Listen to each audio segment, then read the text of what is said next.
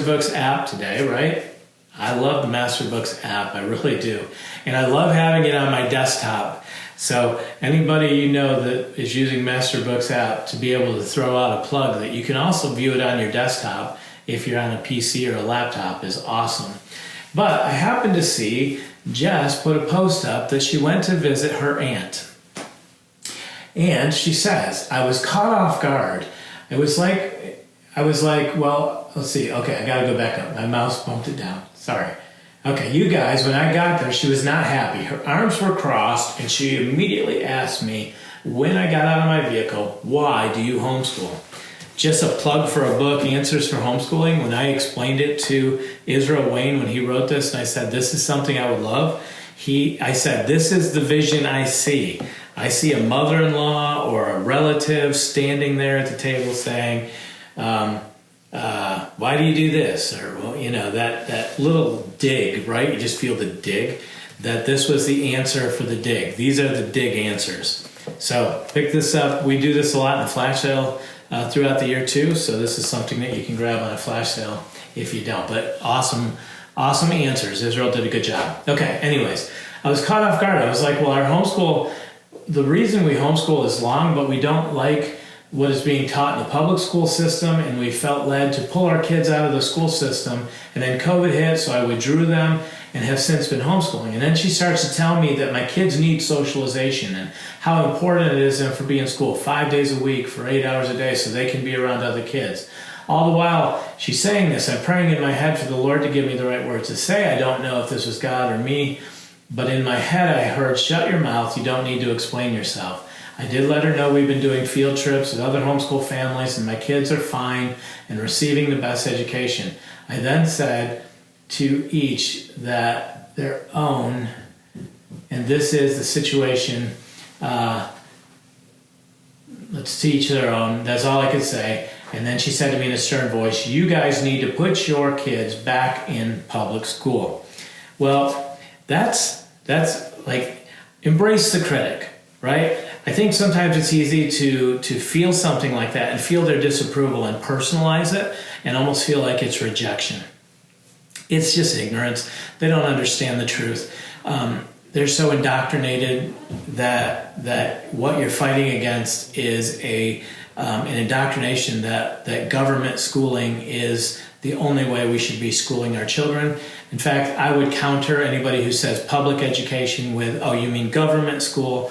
Because that's what it is. The government is dictating an agenda, and they're teaching our kids what they want us to learn to prepare us to be good citizens in the New World Order. I almost sound like a conspiracist, but that is what she's referring to. Now, I think there's a couple things at play. If this was me, this is what I would say. Number one is a boundaries issue, right?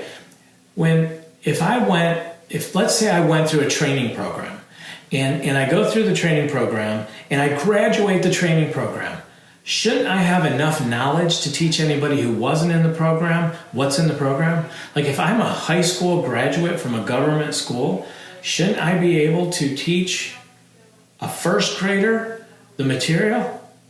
Like if I go through any certification program for coaching or training or pastoring and I get an education in that system, I'm qualified to actually teach other people the material I learned. So if I graduated and got a diploma in how to add, seems like I should be able to add. If I'm a 12th grader who has graduated and now I'm on his life and I'm unable to teach a first grader how to add, then that system fails me and I should not do anything near that system. So first of all, if I'm not qualified as a student who graduated from that program to teach young students who graduated from that program, then I don't want any part of that program. So the logic is extremely flawed in that area. So that being said, when somebody says, I'm unqualified to teach my kids, and I've graduated, and actually a high school diploma or a college diploma, even people who have not graduated high school that are homeschooling their kids, the test scores don't show any difference. So it's not going to show a difference that my college education makes me more qualified to homeschool than a GED. It's the passion, it's the conviction, it's the tools that I use. But to say what she said, that you need to put your kids in public school. First of all, I would say I'm offended. Like, you have just insulted me and said that I am unable of training and preparing my kids for life. Now, when you do that, when you drop a bomb like that, I'm going to give you a tip. A negotiation skill is next person who talks loses.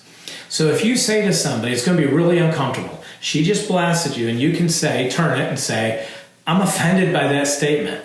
Like, you're saying, I don't know what I'm doing. I'm unqualified. I'm too stupid to teach my kids this. Then, and let her have to explain her way out of it. Because, first of all, that's what she did. She stepped into your life, offered a very bold statement that basically insulted you as a human being and said, you're unable to do this. Now, blessed are the peacemakers, so I don't want you to be, I don't want you to go pick a fight with her.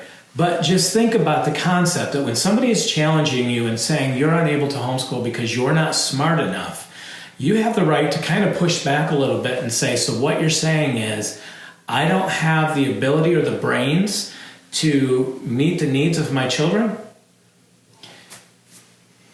So I think, Jessica, what you did was really good in that you set a boundary by telling her, I don't want to talk about this with you.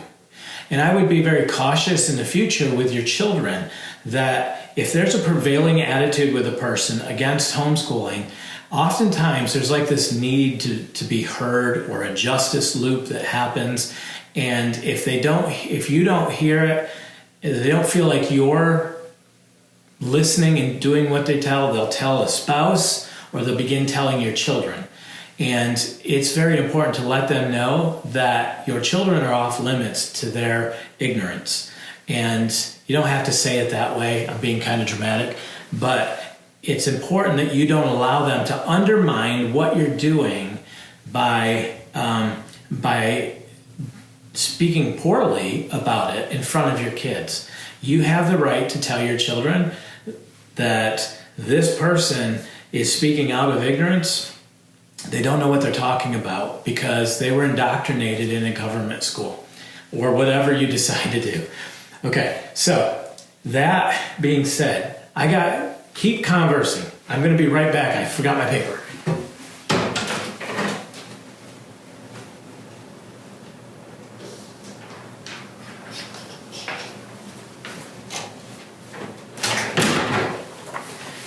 All right. So now let's talk about if you're in that place again, right? And somebody says, you need to put your kids in school because, and they give the typical arguments. You have the data on your side. So you have the ability to fight this very easy. One of the websites you can visit is NHERI. It is the National Home Education Research Institute, and I think it's .org. So it's NHERI.org. And Dr. Brian Ray does a lot of research and statistics on homeschoolers. He's been doing it for a number of years. So he has a lot of data. To be able to spit back some data to contradict what people are saying. Did you know there are 3.7 million homeschool students in the United States? Did you know that taxpayers on average spend $15,000 per pupil in government schools? I do a better job for less than $500 per student per year. Let's see. Now, one thing that you did that I would advise you not to do is you talked about the reason we homeschool is because we don't want them learning the message, or because we're afraid of bullying or anything like that, because it's more of a fear-based decision at that point, rather than saying, like, her underlying fear is your kids are going to stand out, they're going to be odd, they're not going to fit in. To address that fear by saying, I homeschool because I want to give my kids a competitive advantage.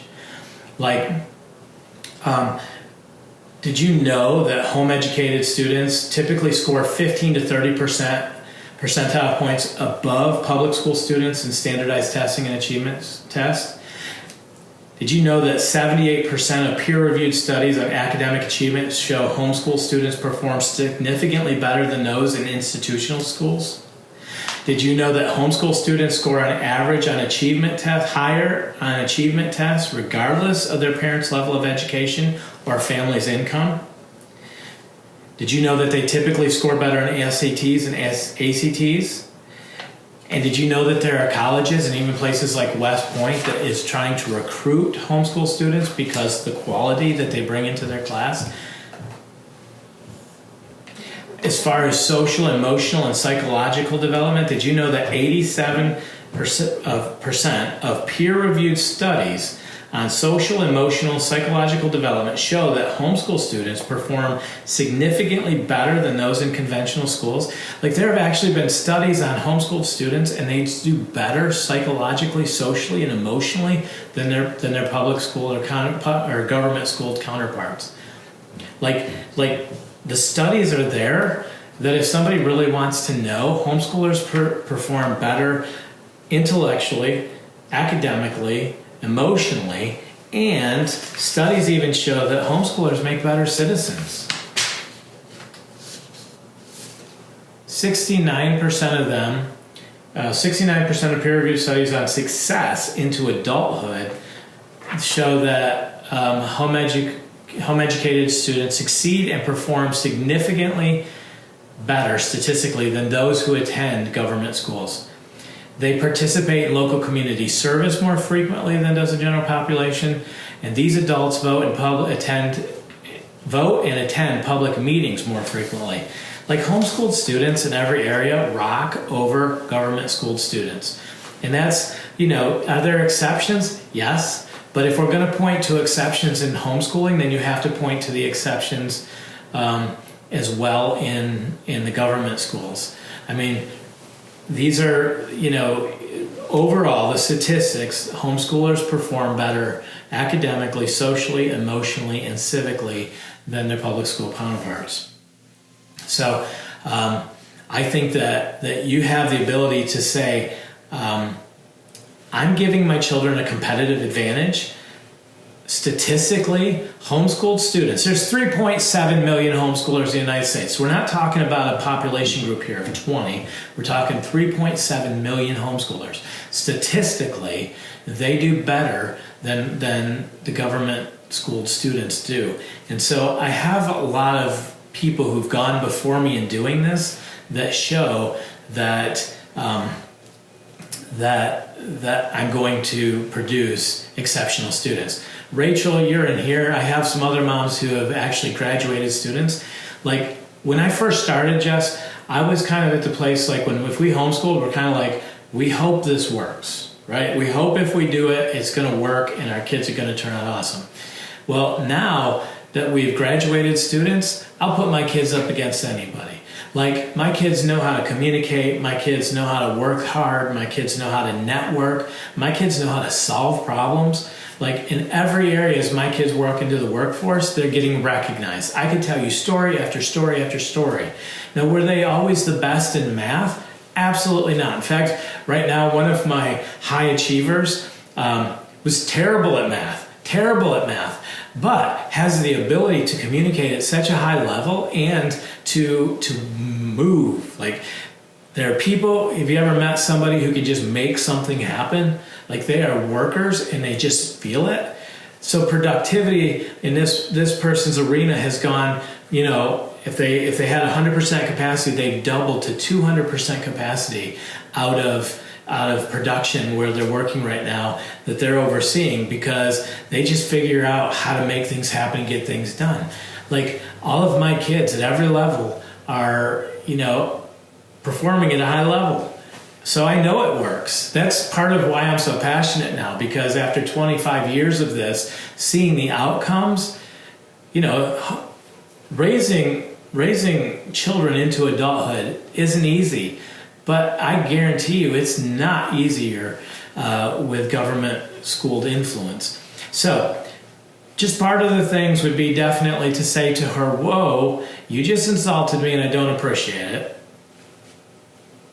Number two is to address the issue of I'm not running from something, I'm actually preparing them for something much greater. Government education, if you look at the foundations of government education, it was to create good workers on a factory line. And, you know, like, well, look at, okay, I give them a textbook and I tell them this is the answer, right? And I don't ask them to think about it. They're told yes or no. Their grade is based on their ability to say yes or no, or, you know, give the correct answer that I want from them. And then I tell them, oh, you're exceptional because you can repeat back to me what I tell you, as opposed to helping them develop ideas and thoughts and apply that, wrestle through it, and work through it. I know that didn't make as much sense as I wanted it to.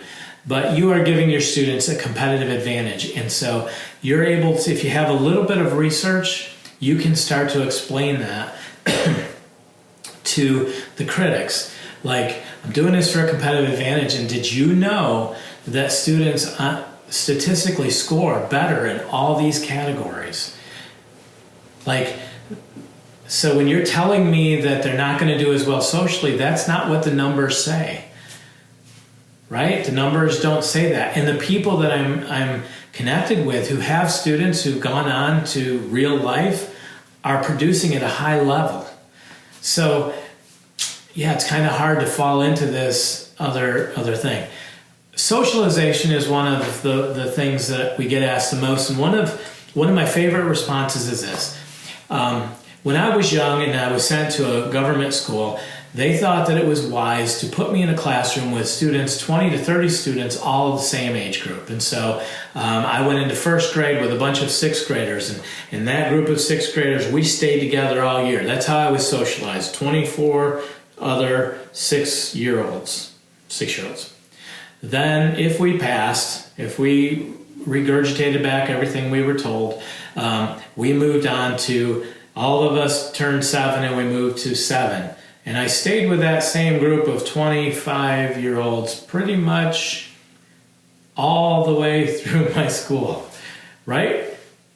Because that's what we do when we socialize people. We put them with the same age group, from the same area, from the same, you know, that's what socialization looks like. Okay, so we would call that horizontal socialization. It's pretty limited. As homeschoolers, we do vertical socialization. My children are exposed to younger students. They're exposed to students their own age. They're exposed to older students. They're also exposed to different parts of life. The UPS man, the Walmart employees. They're exposed to their grandparents. In fact, you could even say, just the other day, I took my kids to see an ignorant old lady who didn't understand what she was talking about, so that I could show them that we have to be socialized with people who don't understand everything the way we do. Anyways, that is probably not what you want to teach your kids. But you get the idea? Like, we're exposing our kids to a wide range of people. So what I've seen is, through the years, like, my kids will just migrate. One of my sons, he was in high school. He wouldn't migrate to other high schoolers. He would go hang out at the local coffee shop with all the 60 and 70-year-olds. And that served him so well, because when he graduated and he went into sales, he was just used to talking to adults. So here's a kid who's barely 20, who's working at an auto dealership, and one of the other the other salespeople who was retiring, he said, I wouldn't trust anybody else with my customer list but you. And he gave him his entire customer list and said, here, this is a life's worth of work that I'm trusting you with. Why? Because he was used to it. He had a work ethic. He had integrity. He was trained to live, not just trained to sit in a classroom with 24 other kids, all his own age group. So, like, you have such an advantage in that argument with somebody who's coming at you this way. They're just operating out of emotions. You're operating out of fact. And so you can very easily try not to be triggered by the emotions, because that's easy to do with us as humans. We get our mirror neurons. Like if I'm angry, I can make other people in the room angry, right? If I'm sad, other people will begin to feel sad. So we have to be careful when somebody's ready for us and she ambushes you, that you're prepared for, oh, this is perfect. I have a critic that I can make a convert. But the way I'm going to do it is not getting emotional, but staying very controlled and beginning to say, my pitch is, I do this for a competitive advantage, et cetera, et cetera, et cetera. When I was younger, I did a lot of flying, and so oftentimes people would say, how many kids do you have? And I'd say 7 or 8 or 9, and they'd always go like, oh my goodness, and then it would always lead into the conversation of, well, we homeschool. And then I really began to learn to test that. So just when you just said, I just don't have any words, really, unfortunately, that's not a problem. This is the thing that helps you begin to think, I don't ever want to be there again. So I'm going to prepare myself for these opportunities that I'm given. And sometimes I'm going to get caught. Like I'm not going to know what to say. Don't beat yourself up over that. Like you're crafting your defense statement, and it doesn't have to be perfect, and you don't have to have all the words. And I'm sure if she did that once, there'll probably be another opportunity for you to come back and say, I'm glad you asked that again, and offer it. So give yourself grace that you were ambushed. You weren't expecting that. You didn't go there to have that discussion with her. She was prepared for you. You weren't prepared for her. And really it was rude to have somebody do that. But next time, you now can begin to put together your defense statement so that when somebody attacks you that way, you can say, aha, I'm glad you asked. Because there's actually a lot you can say about that. So I hope that was helpful and that this live has been beneficial. I know I went off on a bit of a rant there with that. It is one of my favorite topics. I remember one time we were in a Lowe's and my son was with me, and somebody,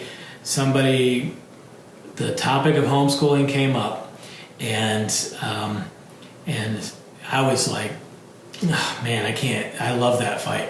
And so as we walked out to the car, my son said, well, there goes a friendship we'll never have again. But it wasn't true. They actually started homeschooling.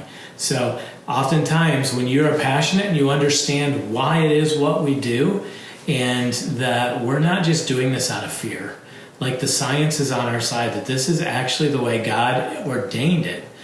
Fathers and mothers train up a child in the way they should go. Like he didn't say, send your child to government schooling, because when they're old, they will not depart from it. He told us as parents to train up a child.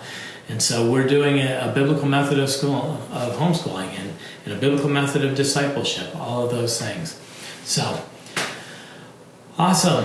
Well, man, we've had some good feedback going on at the same time that I've been talking, so I think that's awesome, and I look forward to hearing how that goes. Jessica, next time I'm sure we'll go. Jessica, is your name Jessica or is it just Jess?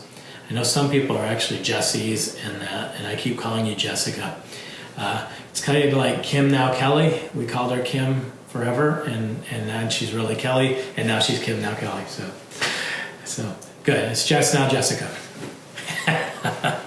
Awesome, guys. Well, thank you for being part of this. Kristen, thank you if you're still watching for helping answer some questions I didn't know. And we will be back on Thursday with a teaching tip. And thank you, everybody, for participating. In Anniston, I will find a way. We'll put 2,500 reward points into your account for your question about Spanish. So, awesome, guys. Thank you, and have a blessed rest of your day. Talk to you later. Bye.